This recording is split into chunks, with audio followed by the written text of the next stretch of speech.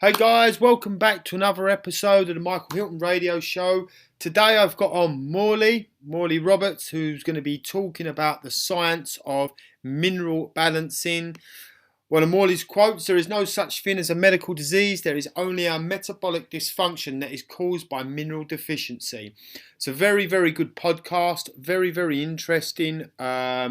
A lot of information in there which really opened my eyes up to a lot of stuff. You know, basically the root cause of most of all our problems is mineral deficiency. So I would say sit back, absorb the information. I hope you enjoy the show.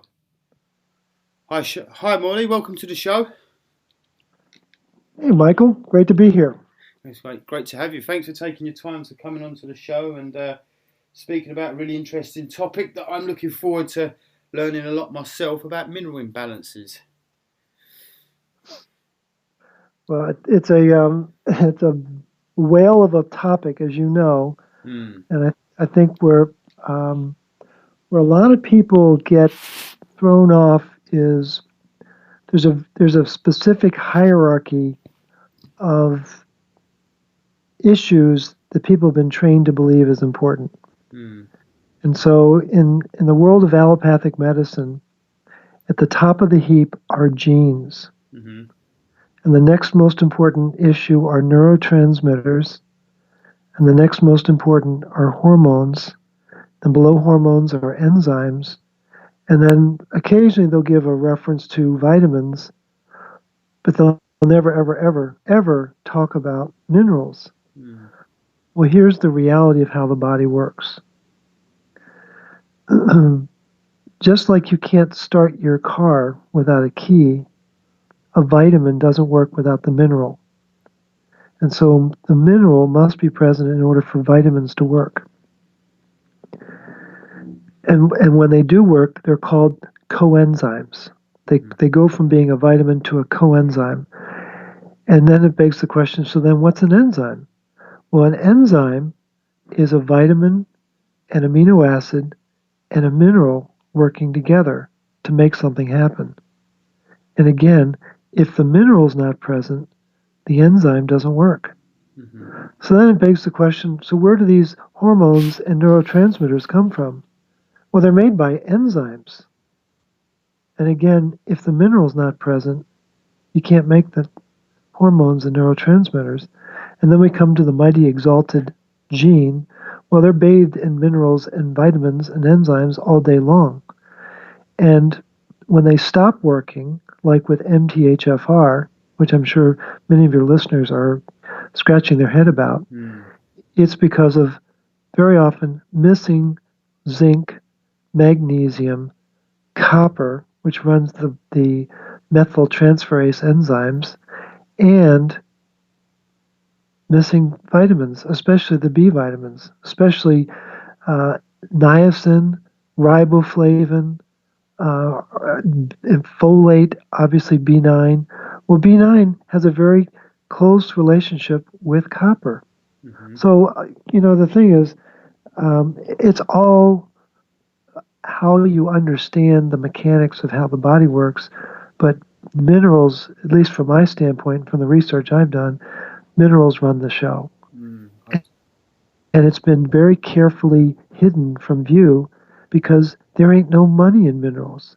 You can't patent a mineral because it's a naturally occurring substance. You can patent vitamins, you can patent enzymes because those are not naturally occurring, because they don't naturally arrive in food per se. I mean, there clearly are enzymes and vitamins in food, but you can create patented forms of that, and that's okay. But you can't patent a mineral. And that's what drives Big Pharma crazy, is they can't do that. I don't think it's for a lack of trying, no, Morley, I bet. Oh, no, I'm sure of that. I'm sure of that. Yeah, I apologise. I jumped straight in, and I didn't even get to introduce you to the audience. I just jumped straight in and said minerals, and then we've gone off on it. So tell the audience a little bit about yourself and how you got into this, Morley. That's my fault. I do apologise. Oh no, that's all right. No, it's like we just salted the conversation, right? Yeah, we just jumped straight in there. That's it. No, I'm a former hospital executive. If we go back, just a quick thumbnail sketch Um, um, hold on a sec. Hold on.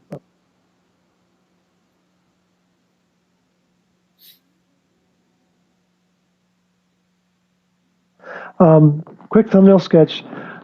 When I was in college, I had designs of becoming a doctor. And it was my professor of organic chemistry who made sure that was never going to happen. So I did Plan B, which was to go into hospital administration. And I did that for 32 years. I was a hospital executive for 10 years. And then I was a consultant for a little over 20 years. And traveled the countryside and actually did some hospital consulting work in the Middle East. Was the one chance I got to go outside of the continental U.S. and saw another part of the world and some of the issues. But I was really good at helping clients forecast their needs and help plan new programs. But I never understood, why is everybody getting sick? And several years ago, 5 or 6 years ago, I developed what's called frozen shoulder, and I couldn't lift my hand above my waist. And so I went to a health food store that I had frequented for many years and asked what they had to, ease up the block that was there. And the women who ran the health food store said, well, actually, what you need to do is you need to go see Dr. Liz. And I knew that was code for a chiropractor. And I said, I don't do witchcraft. So what else do you have? And they sold me some supplements. And a couple months go by, and I'm miserable. I can't sleep. I mean, it was really uncomfortable. I'd never experienced anything like it. So I went back to the same health food store and said, come on, what do you have that's stronger? And the owner looked me in the eye, and she says, Morley, we love you. Go see Dr. Liz. And so with my tail between my legs, I went to see Dr. Liz, who is now my, not just my professional partner, she's my life partner. And we have a practice health center in outside of New Orleans in Louisiana. And she introduced me to natural healing. And it was an amazing, eye-opening experience for me. And I decided to become an expert in minerals. And I thought I would start with the most important mineral, which was magnesium, and really delved into why magnesium was important. Read a very important book by Carolyn Dean called The Magnesium Miracle, and then suddenly realized why everyone was in the hospital, because we're all magnesium deserts. And so that was almost 6 years ago now, 6 years ago this summer. And it's been an amazing journey, and I've become a certified wellness coach and have a Facebook group called the Magnesium Advocacy Group that 2 years ago had 3 people and a dog, and now we're coming up on 27,000 people around the world who are banging their gums every day about magnesium and minerals, and why do we keep losing these minerals, and what's stress all about. And it's been an amazing process. And I've got clients. I specialize in hair tests and studying the mineral patterns in hair tests. And I've got clients in 30 countries now around the globe who are tugging at my shirt tail, saying, "Can you give me a perspective here?" And so I'm blessed beyond measure. And if anyone had told me 10 years ago that I would be known on stage as Magnesium Man and that I'd have this, significant network of people around the world, I would say it's not possible. But I'm living it, and it's the most amazing journey I've ever been on. Yeah, that's great. That's great. It's funny how things. I guess what we spoke about before, if someone would have spoke to me about the stuff that I now do 9 years ago when I was living in my own little bubble and own little world, I would have said the same thing as you. That's what made me laugh, that witchcraft sort of stuff. Well, yeah. Yeah, it's very funny. It's very funny. So let's talk a little bit about magnesium, as you're known as the Magnesium Man. What is it, for the audience? Really, what depletes our magnesium from our bodies? Why are we a desert of magnesium? Yeah, so it's really simple. It's called stress, and everyone can relate to it. There are only certain classifications of stress. Mm, There is um, physical stress, like if we're in a car accident or we're playing rugby or something like that. There's all sorts of bumps and grinds. Well, that's a physical stress. There's emotional stress, which is the one that most of us can relate to. mm, That is, you know, the marital issues or relationship issues, or you got a boss who's just a total jerk, or you're worrying about your parents, or you're worrying about your kids, or whatever. Well, that's emotional stress. There's metabolic stress, where there's some imbalance inside the body that's not allowing you to properly produce energy, and that creates exhaust, and that exhaust is called metabolic stress. And then there's environmental stress, that as a society we're exposed to unbelievable toxins today compared to our ancestors. That it's thousands and thousands of chemicals that didn't exist on this planet. That within the last 100 years, there's been this veritable explosion of toxins, and those toxins need to be eliminated. mm, And those pathways of elimination are running principally off the engine of glutathione, which is a very important detoxification chemical in the body. Well, you can't make glutathione unless you have lots of magnesium. It's a physical impossibility. So we have these various forms of stress, or I call them stressors, that are triggering the release of magnesium in the body, because the way we're wired is that when there is a stress, the body produces stress hormones. mm, It's axiomatic. mm, We're going to produce, everyone knows about cortisol. Some might know about aldosterone, but what really gets produced is called ACTH. mhm, And ACTH is the master stress hormone that makes sure all these other stress hormones get made. Well, that puts a lot of demands on the adrenal glands, and everyone tends to fixate on the thyroid.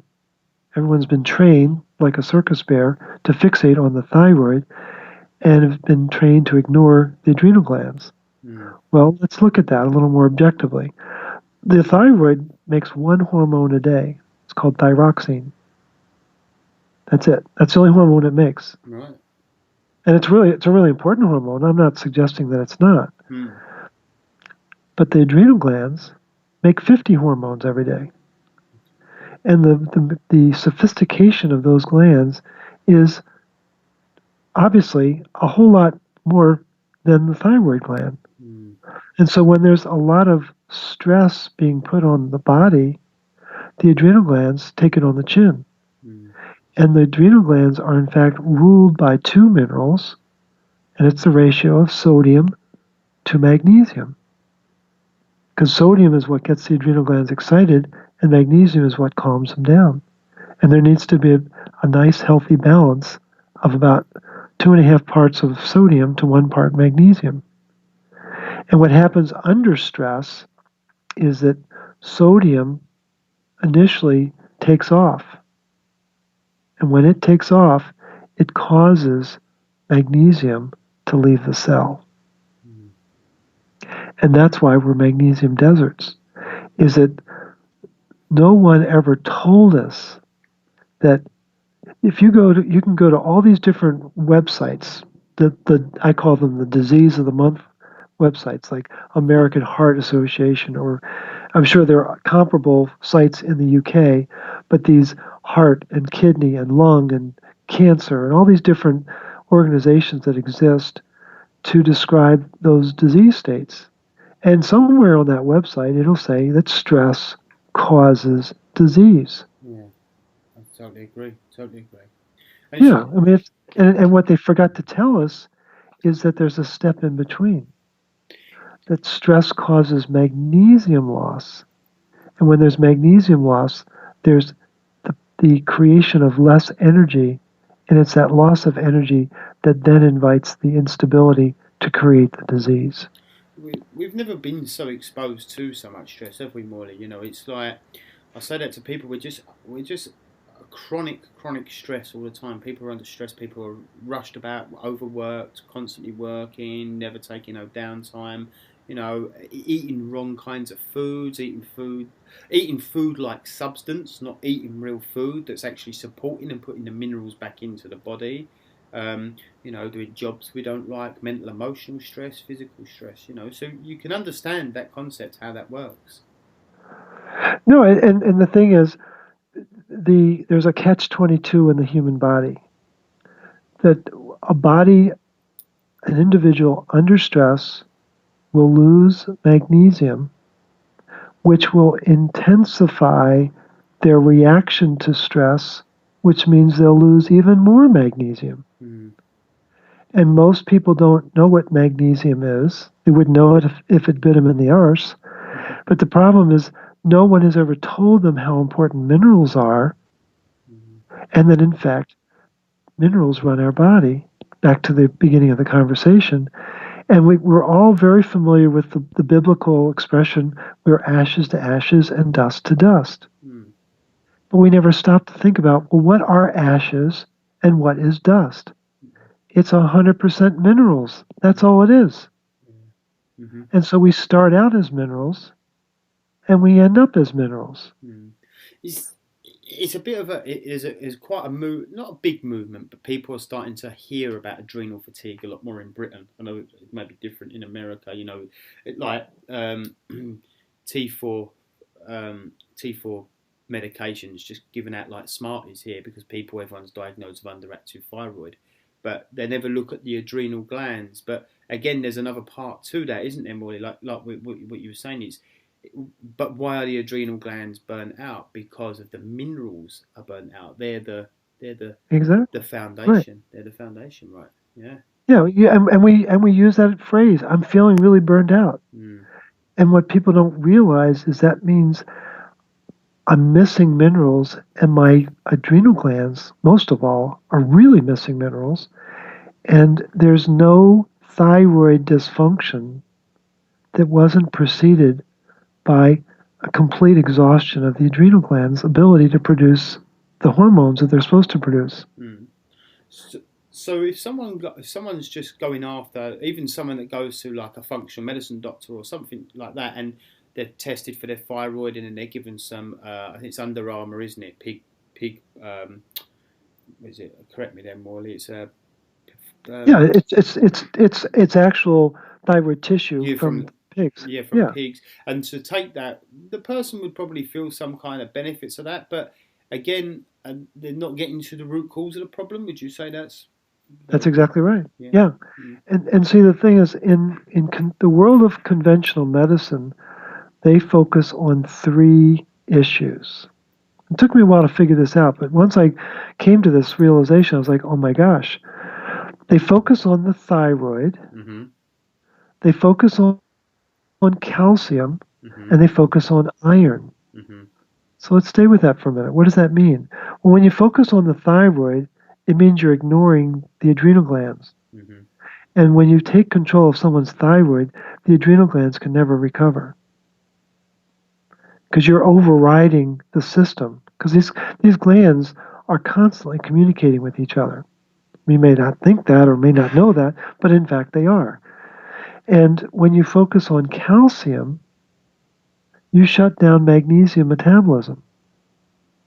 And if there's anyone who's listening to this program who has any kind of calcium-related issue like osteoporosis or hardening of the arteries or parathyroid dysfunction, parathyroid hormone dysfunction, all of those are signs of magnesium deficiency because it's magnesium that regulates calcium. And you'll say, well, I've never heard that. Well, in fact, all three hormones, calcitonin, parathyroid hormone, and hormone D, are all activated by magnesium ATP. So it means that the body's mechanisms to regulate level and location of calcium is in fact dictated by magnesium status. Would And then you? we Sorry, Molly. Go on. Sorry. and then we come over to iron. And when you focus on iron, you ignore copper. And when you take iron supplements, you shut down copper metabolism, which is a very, very, very bad thing in the human body. Mm. And there are way too many people on this planet who are being told by their allopathic, I call them affogato, which is Italian for backwards, affogato physicians Mm. who are focusing on thyroid, calcium, and iron. And these are people who are so sick, so out of regulation, so out of balance. It's very sad to see. And I see it all day long, all over the world. Same dynamic, just different languages being used to push thyroid, calcium, and iron. So, could people just literally go out there, Morley, or is it a little bit more in depth in this? I probably know what your answer is going to be because I know what my answer would be when people ask me this. But could people just go out there and just grab a load of magnesium and start taking it, and everything's going to be okay? Yeah, let's. But you and I should buy some stock in a company before they do that, right? Yeah. Okay. And Yeah. then we can relax. Yeah. It's not quite that simple, as you know. Uh, I'm a firm. See, the thing is, will they get benefit? Probably 80% of people will feel better for it, but Mm, they're not going to know why they feel better. mm, And and there's a significant percentage. It could even be higher than 20% that when they take that magnesium, they're going to feel even worse. Again, back to the minerals that run the adrenal glands. If you flood a burned out adrenal gland that's been low in sodium and magnesium, and suddenly throw in a bunch of magnesium, the ratio of sodium to magnesium gets very inverted, which means the adrenals are going to get even more tired and the people will actually feel worse. So the best thing for people to do is to get a mineral test to find out where are they. And the best mineral test that I've found is the hair analysis. And that's what I do. That's my stock and trade is to do hair analyses for people. It's vastly superior to a serum blood test, and I think it's better than urine blood tests for measuring minerals. The only thing that would probably rival it would be the red blood cell measures of the minerals in the blood, but that's a pretty expensive blood test, and the hair test is pretty reasonable, at least relatively reasonable, and I think it's very revealing about what's going on inside the body. So I think it's always test first, and then based upon your profile, it would make sense to take the magnesium, but you've got to be taking other minerals to support it. It isn't just a, one size fits all. I don't think mm. it's that. Yeah, I know. People would ask me. I get asked that question a lot. And I say this. I do say this to people. If they say to what supplements shall I take, and I just say, look, the supplement companies. It's a big business as well. The chances are you walk into a supplement shop, they're going to sell you a bunch of supplements that you might not even need, or you don't know if they're working for you. So it's not just as simple as just doing that. So talk a little bit about the hair analysis test, Morley. The hair analysis test versus the sort of blood test. The most people, again, back to being a circus bear, being trained by the ringmaster called the doctor. Um, they've been trained to believe that the serum blood is the superior medium for measuring all sorts of dynamics in the body. It's not. It's probably anything but that. Usually, people will, when they get a serum blood test, they'll get some measure of their calcium and their sodium and their potassium, Mm. but they'll never get magnesium, which that's intriguing that they would never include that in a standard serum blood test. But when you really find out is that serum is it's a transport medium for chemicals and nutrients in the body, but it needs to be a very tight tolerance of pH. It's 7.35 to 7.45, an ideal of 7.4. Well, in order to regulate that pH, guess what the body uses? It uses minerals of all things. And so minerals are always going to show relatively normal in the blood. But what the hair test does is it gives you a tissue measure of what's being expressed in the body. And the tissue measure of a hair test is vastly different and more sensitive than what you get in blood because there's no pH requirement in the hair. It is what it is. And it's very revealing, and what it allows you to do is to compare these minerals to each other so that you can do ratios of minerals, so that you can look at what is the relationship of calcium to magnesium in this body and have an understanding of how well they're handling blood sugar. Or you can do a ratio of sodium to magnesium and know how their adrenals are working, or calcium to potassium and know how well the thyroid is working. And there are half a dozen or more ratios that you can do to get an understanding of the metabolic strength of this individual. And what the hair test really allows you to do, Michael, is it allows you to understand the stress pattern of the individual and to understand how efficiently or easily are they able to make energy in the face of that stress pattern. And that's really what its strength is it gives you a real understanding of to what extent is this individual under stress and to what extent is it compromising or taxing their ability to make energy. And that's profoundly important because that's where the dis-ease starts, is stress and inability to make energy. And once you understand that, you can really begin to make some very important corrective actions in their diet, in their handling of stress, but also in their supplement routine to support the body's natural ability to metabolize that stress. I was reading something really interesting that fascinated me the other day, and I'm looking forward because I'm about to do my hair test with you myself, Morley, and I'm looking forward to the results coming back. But I was reading about fear. And it's saying people with low sodium to potassium ratio are so fearful. And I was like, that's fascinating. Like, like a lot of people experience fear as a mental, emotional state, but what I read, it was saying that it could be to these minerals being deficient in the body. I just found that really fascinating, Morley. Yeah, and there are a lot of people who are dealing with anxiety today, and the tragedy is a lot of those people who are fearful or who have anxiety are being given drugs like benzodiazepines, which are the most toxic chemical on the planet, and the only way I can describe it is they reverse the wiring of the brain. I don't know how else to explain it. And those people are forever changed because of those drugs.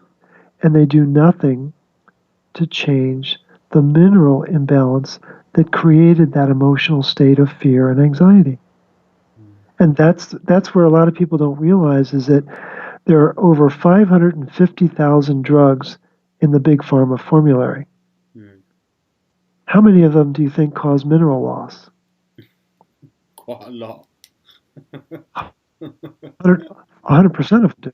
100%. And what people don't realize is that the medications that they're taking are reinforcing the mineral loss that's creating the problem that they've got, but there's a synthetic agent to create the illusion of recovery, but there's no fundamental change in the mineral status or the tissue status of that gland or that organ that's responsible for the imbalance.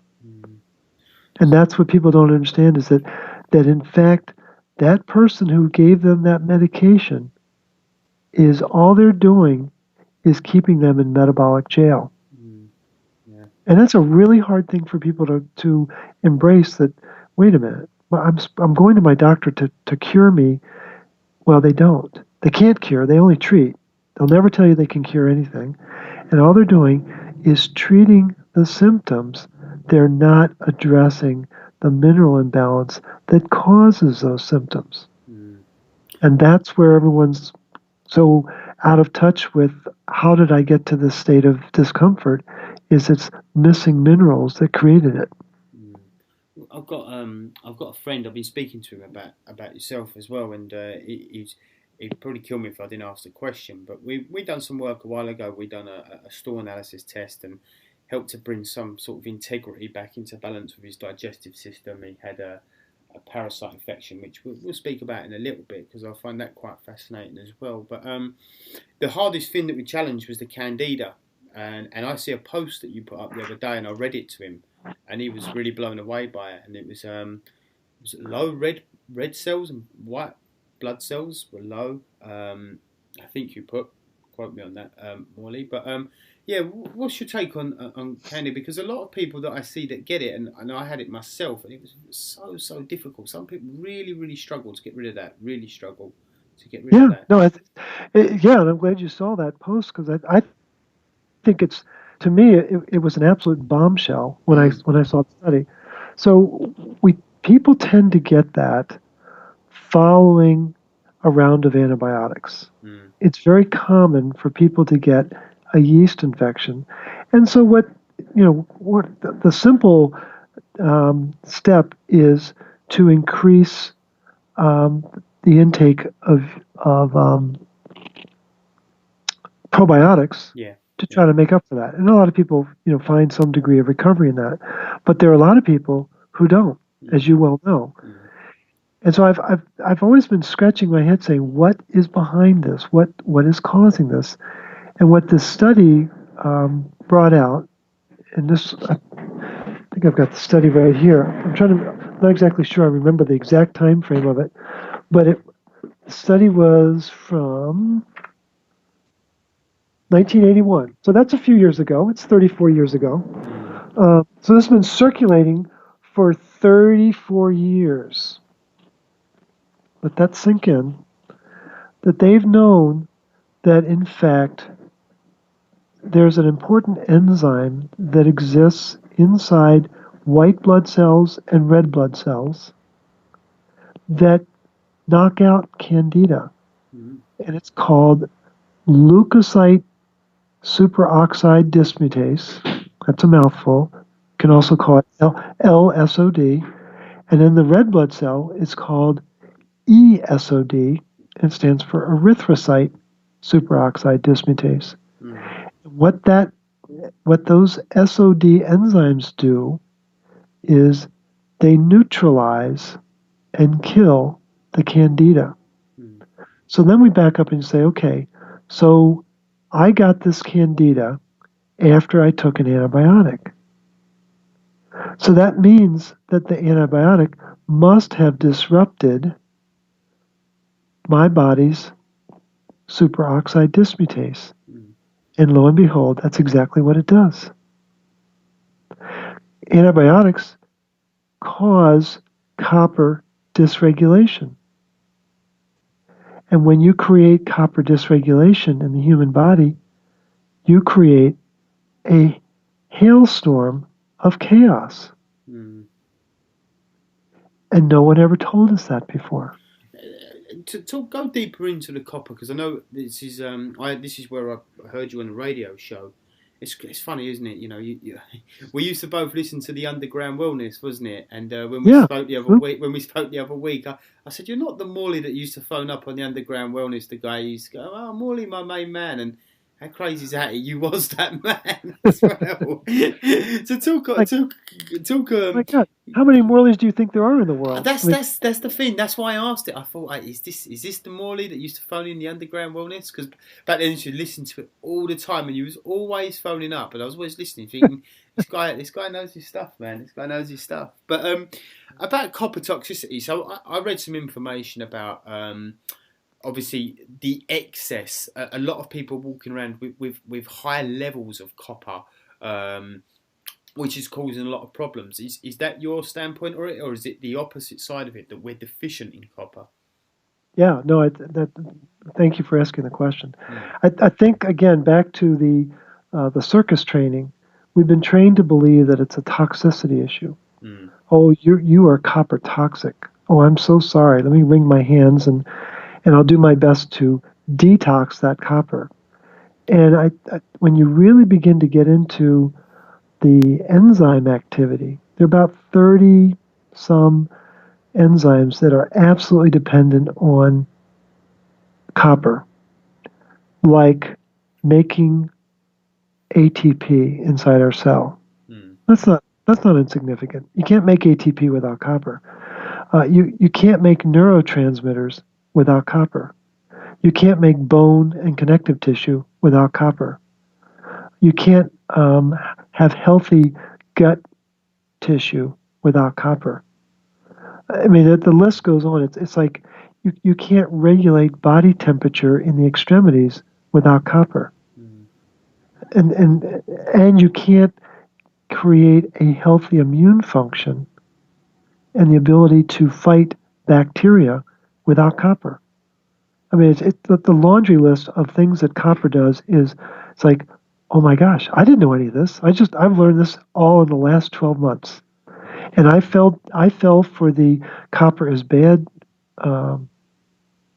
idea, and in the first probably 4 to 6 months of working with copper, I was dosing people with zinc and trying to get those copper numbers down, and people were getting sicker, and I'm thinking, well, you must be doing something wrong, which is what doctors do. They give you medication and you don't get well, and they say, well, you must be doing something wrong. And then I said, wait a minute, I must be thinking about this wrong, only to realize that when there's high levels of copper, it's masking 3 other deficiencies. When there's a high level of copper, invariably there's a relative shortage of zinc, which makes perfect sense. Those are 2 antagonistic metals, and when one is strong, the other is bound to be weak. So if there's a lot of copper, you're not going to have a lot of zinc. But then it turns out that the copper is unique in its, well, copper and iron together, but especially copper is it exists in both a bound and an unbound state. You say, what the heck's he talking about? Well, in the same way that you put a bridle on a horse to make the horse usable so that you can ride, because you can't, it's pretty hard to ride a horse without a bridle. I've never tried it, Morley, but I wouldn't like to, mate. Yeah, right. It's not fun.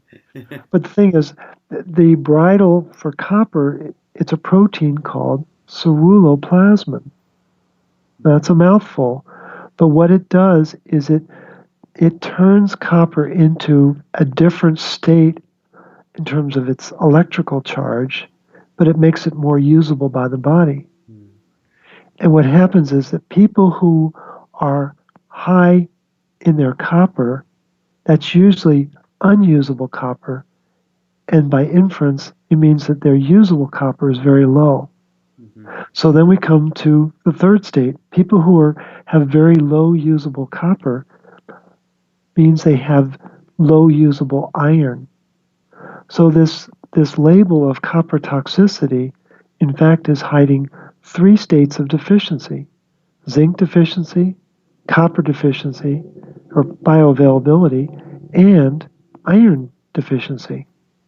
And what do I've talked to scores of clients now, only to discover that they were told that they were iron anemic, and the doctor, because of their training, told them to take iron supplements, which caused their copper metabolism to shut down, and in fact, there was no real meaningful change in their iron status as a result of it. Their ferritin might have gone from 9 to 13 when it should be, in the 70s. Well, it won't get there until you start working with copper, and especially with a very bioavailable form of copper called whole food vitamin C. And this is where there's just tremendous confusion around this, is that the key to improving copper status is not attacking the copper and lowering the level. The key to improving copper status and bioavailability is improving the body's ability to make ceruloplasmin, to make the bridle. And you say, well, gee, how difficult could that be? Well, actually, it's pretty challenging in this day and age, because these are some of the conflicts that exist. People who are, back to the beginning of our conversation, people who are under stress lose their magnesium. When they lose their magnesium, the stress hormones take off, especially ACTH. Mm. ACTH causes the liver to stop making ceruloplasmin. Wow. Secondly, people who had been told to take calcium, you need more calcium. Back to the triangle that I was talking about before. Yeah. When you take lots of calcium, it blocks copper absorption in the gut. And this is another one of the catch-22s in the human body is the very protein that makes copper bioavailable requires copper for it to be made. And you can play with that for a couple hours trying to figure out how in the world would the body design it that way. I don't know, but the good Lord did. But the key is you got to have absorbable copper so that it can get to the liver so that it can make the ceruloplasmin. So then people have been told, hey, I don't want you to take calcium. I want you to take calcium on steroids, and it's called vitamin D. Mm. And people are taking vitamin D like it's candy. Yeah. And what does vitamin D do? Vitamin D has an antagonist in the body. It's called vitamin A. Mm-hmm. And in fact, vitamin D is not a vitamin, it's a hormone. And it takes 25 units of vitamin A to equal 1 unit of vitamin D. Okay. And people don't take a couple hundred units of vitamin D, they take 5 to 10,000 units a day. Well, the ratio really does need to be 1 unit of D to 25 units of A. And when you take 5,000 units of vitamin D, you're wiping out 125,000 units of vitamin A in the liver. Well, here's where it gets interesting.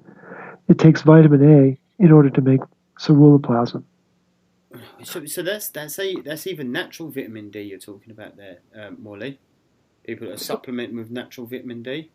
Well, I don't know that natural vitamin D exists anymore on this planet. Mm-hmm. If people are eating grass-fed butter, if they're eating range-free eggs, if they're eating bacon that was made from pigs that were allowed to eat their natural diet, then you're going to get natural vitamin D. Or if you go outside in the sun and make it yourself, that's natural vitamin D. How many people are doing that now, Morley, with the scaremongers of all the suntan lotions and Probably less than 1% of the population. Yeah. So the vitamin D is I call it vitamin D because the D stands for death. Mm. The D stands for destruction. The D stands for disinformation. People have no idea what they're doing. So then we come to vitamin C. Well, we've all been trained, like circus bears, to believe that ascorbic acid, that's what's in the vitamin C. It says vitamin C on the bottle, but if you turn it over and look at the ingredients, it's ascorbic acid. That's the same thing as whole food vitamin C. No, it's not. Ascorbic acid takes the bridle off of copper. It turns it from being usable into unusable. But the irony is whole food vitamin C that you get in food and you get in very select supplements has an enzyme at the core, and it's called tyrosinase. Mm-hmm. And tyrosinase enables the body to get access to 5 copper ions in a whole food vitamin C molecule. And that's an amazing resource for the body. Mm. But everyone's been told, take high doses of ascorbic acid, wink, wink. This will really help you, get better, wink, wink, not knowing that what it was doing is destroying their copper metabolism. Then we come to something called high fructose corn syrup. Yeah. I don't know what they call it in the UK, but it's liquid death here in the States. And what high fructose corn syrup does is it causes liver copper to plummet, and it causes an increase in liver iron, which perfectly prevents the production of ceruloplasmin. That's interesting. And then we come to the iron supplements that everyone eats. Again, iron supplements shut down the copper, so you can't make ceruloplasmin. And so what I've come to realize, Michael, is that all of these dietary dictums over the last 60 years have all been geared to prevent the production of ceruloplasmin so that the copper becomes unusable, so that the copper becomes built up in our tissue and unusable. Is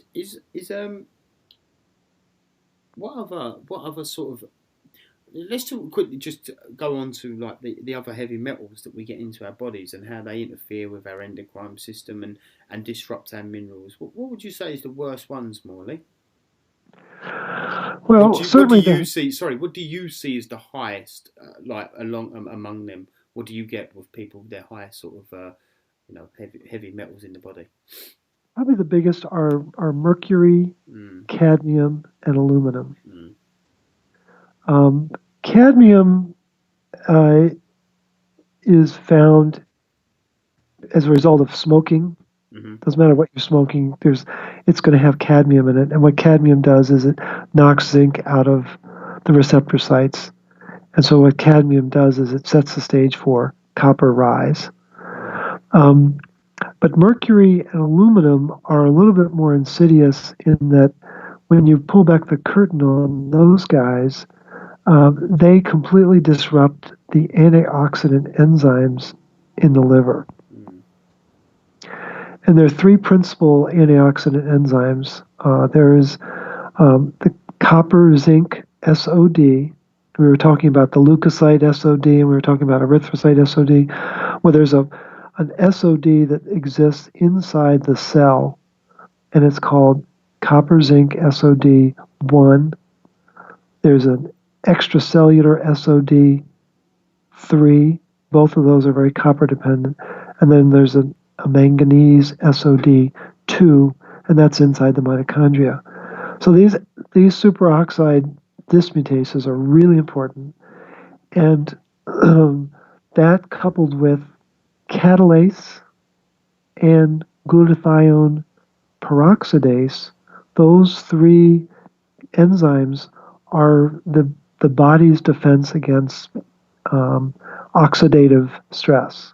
mm, Or you and I know it as rust. yeah. But those free radicals, as they're called, are neutralized naturally when there's sufficient stores of those three enzymes. Well, it turns out that copper is essential for the SOD. It's an absolute requirement, but it has an indirect requirement for both catalase and glutathione peroxidase, which is counterintuitive because you say, well, catalase is dependent on iron, but iron's only as good as the copper is as good. And even glutathione is selenium dependent, and it requires magnesium as well to make glutathione. But what they've proven is that glutathione peroxidase doesn't work as well in a copper deficient body. Mm, And they don't fully understand why, but they just know that it doesn't work as well. And so copper is in fact the workhorse that prevents rust in the body. very interesting. What about that's what I was supposed to ask you when you said about zinc cryptopyrroles. Cryptopyrroles. It's really really complicated. The well, I shouldn't say it's complicated. There's a lot of confusion around it. Mm, A pyrrole is I'm trying to figure out what's the easiest way to explain it. So everyone knows about chlorophyll. Chlorophyll is what enables plants to have energy to convert solar energy into plant energy so they can thrive. And chlorophyll is four pyrroles with magnesium at the center. mm-hmm. And what is hemoglobin? Hemoglobin and chlorophyll are identical in chemical structure, except it's iron at the center instead of magnesium. When you look at the hemoglobin, it's a bunch of heme molecules that are being brought together. So then he says, well, gosh, heme must be pretty darn important. And in fact, it is. Heme is a very important chemical that is what enables iron to store oxygen in the body. Mm. Right? but to, the chemical is called protoporphyrin, Roman numeral 9, is the predecessor to heme. And in fact, there's an enzyme that enables protoporphyrin to become heme, and it's called ferroketolase. Mm-hmm. And that enzyme takes an ion and puts it into the heme molecule. And that ferroketolase only works when copper is bioavailable. And so the whole issue of cryptopyrrole is faulty heme production. Mm. It's out of control, faulty heme production. And what people do is the pyrrole does in fact cause a decrease in zinc and B6, but it's because copper is not bioavailable to make the heme, to make the hemoglobin, so that the pyrrole or the cryptopyrrole, and I've forgotten what the name of the chemical is, HPU or KPU, whatever it's called. When that gets created because of faulty heme production, that chemical is what causes a destruction of zinc and B6 in the body. And so what we're doing is we're solving or we're treating a symptom, low zinc, low B6, when in fact it's copper deficiency that's causing the problem, and that never gets addressed. Mm. It's interesting because I was reading articles on it, obviously from my background with addiction. There was something I was reading. They were saying that they'd done a lot of studies on alcoholics and things like that, and they suffered with the cryptopyrroles. They had high levels of it in the urine. Well, it's not supposed to be there anyway, is it? So yeah, that's why I Well, asked. the thing is, anyone who has, what's important to understand about like an alcohol addiction is, what is alcohol? It's the fastest sugar on the planet. Yeah, crosses the Okay? blood-brain barrier the quickest, doesn't it?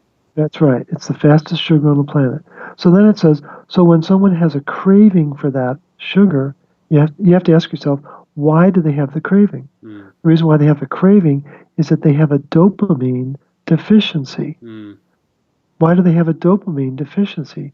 Because it takes tyrosine and dopamine beta monooxygenase, very important enzyme, which is copper dependent, by the way, and you take that amino acid plus that enzyme plus that mineral, and voila, you get dopamine. Mm. And when people are short on bioavailable copper, they're not going to make enough dopamine, and they're going to start to crave sugar.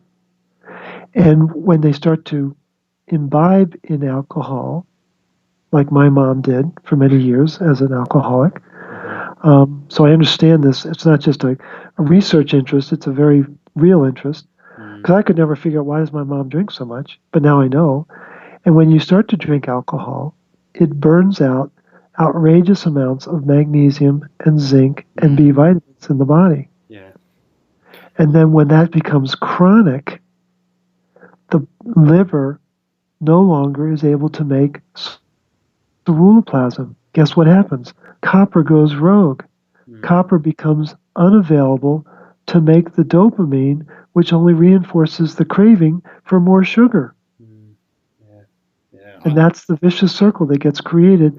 And it's like, until you break that, it'll consume you, as you certainly understand. Yeah. It's funny. I put a post. It's a very, this subject is very. You put it out there, like Bill Wilson. How much Bill Wilson started looking into niacin just before he died, and it was a big thing. But you speak about this stuff in the rooms and about neurotransmitters. People just, I can't. I couldn't even tell you. I wouldn't even say on air.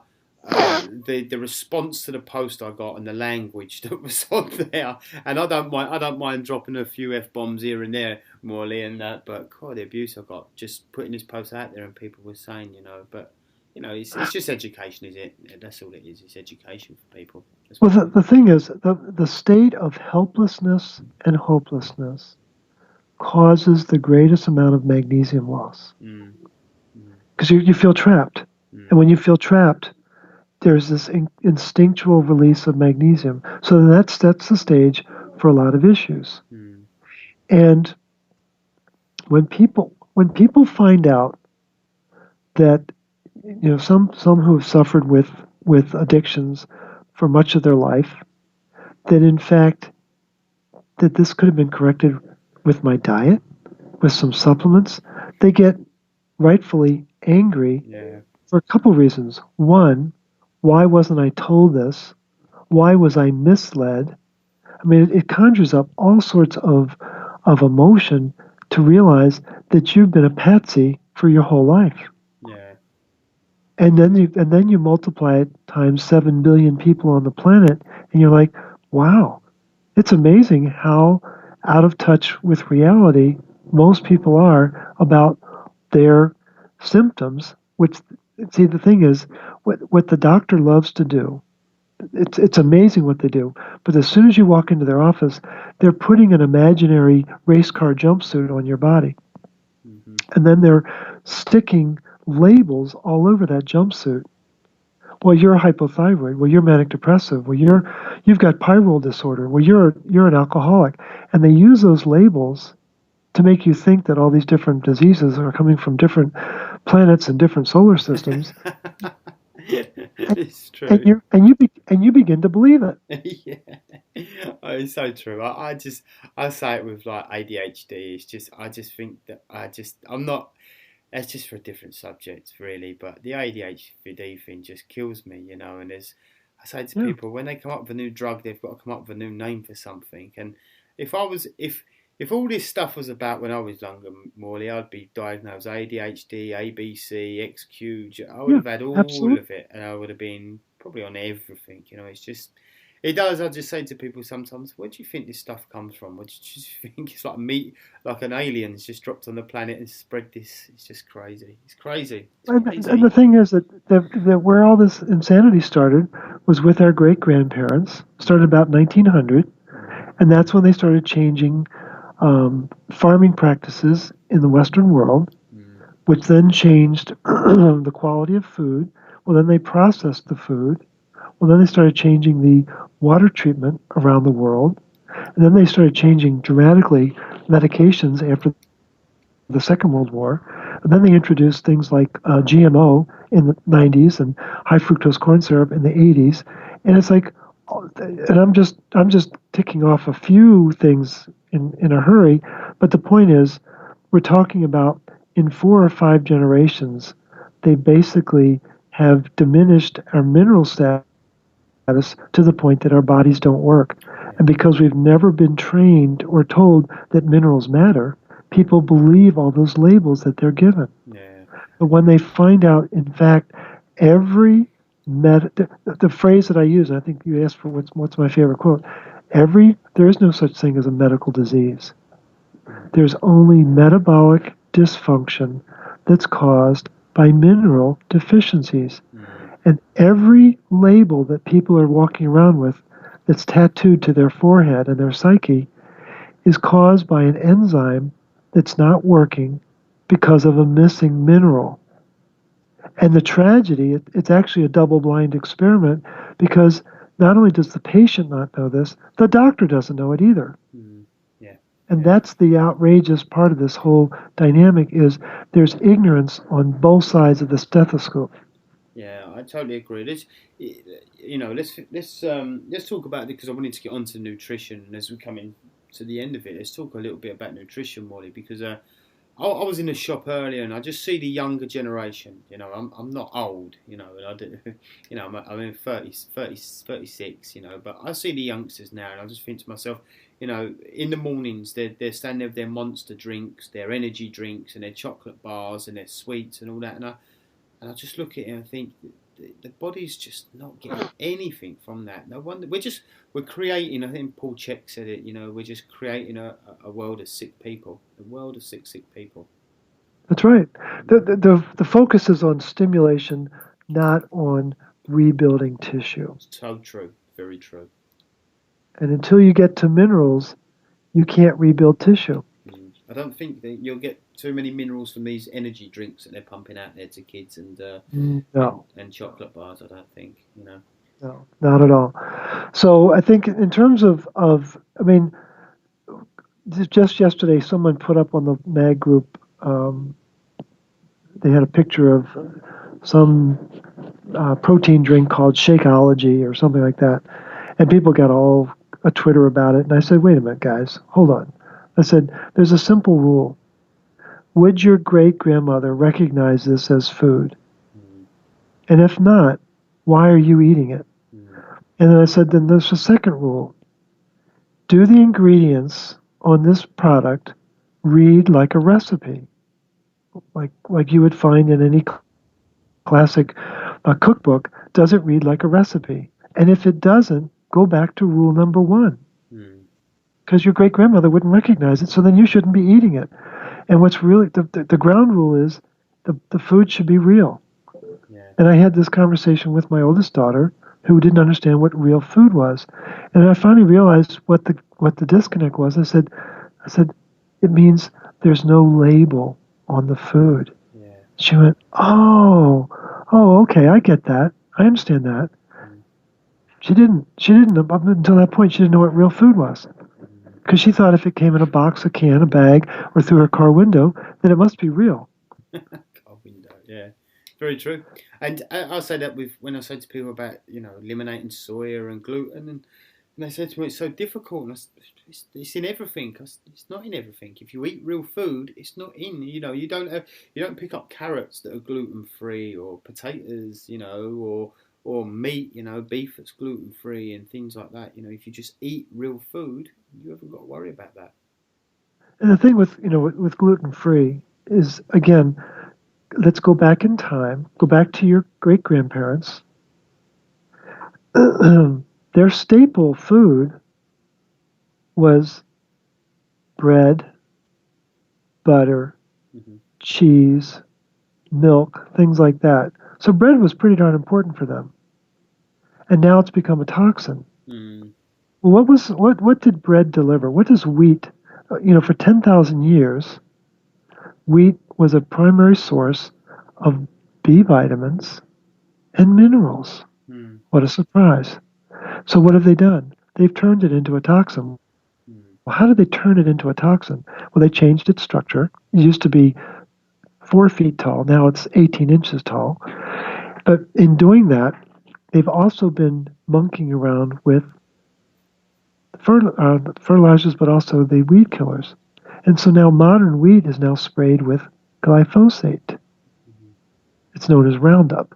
mm, And Stephanie Seneff at MIT, she's actually trained to be an electrical engineer, but she's really smart and very interested in nutrition. Well, she pulled back the curtain on glyphosate and figured out, oh, lo and behold, what is glyphosate? It's a mineral chelator. Thank you very much.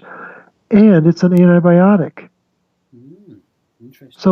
So it's sucking minerals out of the soil so they don't get into the plant. Mm, And as an antibiotic, it's making sure that there's copper dysregulation. Now, do you think that stops just at the soil and at the plant? Or do you think it could possibly continue as you eat that food when it goes inside your tummy?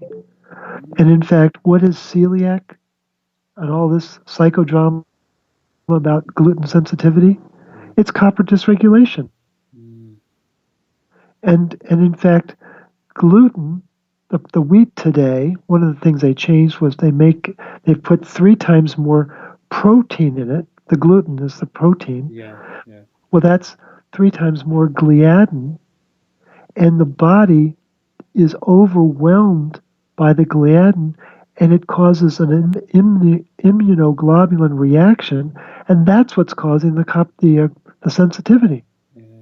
Um, it's a lot of cross reactions, aren't there, with gluten and gliadin and other Right. grains and that as well. Once you're compromised and your gut's compromised and like you say your minerals are out of balance. I get a lot of clients that come to me that they're They could tolerate some foods, but as they've gone further on and further on, they can't tolerate. They're tolerating less and less foods. More bloating, more digestive problems.